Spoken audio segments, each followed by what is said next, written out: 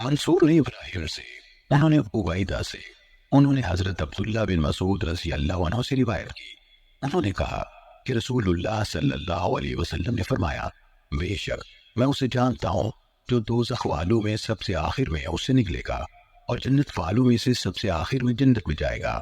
وہ ایسا آدمی ہے جو ہاتھوں اور پیٹ کے بل گھسٹتا ہوا آگ سے نکلے گا۔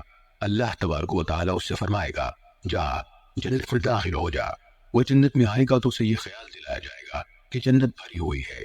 وہ واپس آ کر عرض کرے گا، اے میرے رب، مجھے تو وہ بھری ہوئی ملی ہے۔ اللہ تبارک و تعالیٰ اس سے فرمائے گا، جا جنت میں داخل ہو جا۔ آپ صلی اللہ علیہ وسلم نے فرمایا، وہ دوبارہ جائے گا تو اسے یہی لگے گا کہ وہ بھری ہوئی ہے۔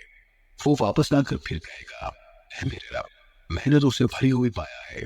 اللہ تعالیٰ اس سے فرمائے گا، جا جنت میں داخل ہو جا، تیرے لیے وہاں پوری دنیا کے برابر اور اس سے 10 گنا زیادہ جگہ ہے، یا تیرے لیے دنیا سے 10 گنا زیادہ جگہ ہے۔ آپ صلی اللہ علیہ وسلم نے فرمایا، وہ شخص کہے گا، کیا تو میرے ساتھ مذاق کرتا ہے یا میری ہنسی اڑاتا ہے؟ حالانکہ تو ہی بادشاہ ہے۔ عبداللہ بن مسعود رضی اللہ عنہ نے کہا، میں نے رسول اللہ صلی اللہ علیہ وسلم کو دیکھا، آپ ہنس دیے یہاں تک کہ آپ کے پچھلے دندان مبارک ظاہر ہو گئے۔ عبداللہ رضی اللہ عنہ نے کہا، چنانچہ یہ کہا جاتا تھا کہ یہ شخص سب سے کم مرتبہ جنتی ہوگا۔ صحیح مسلم حدیث نمبر 461۔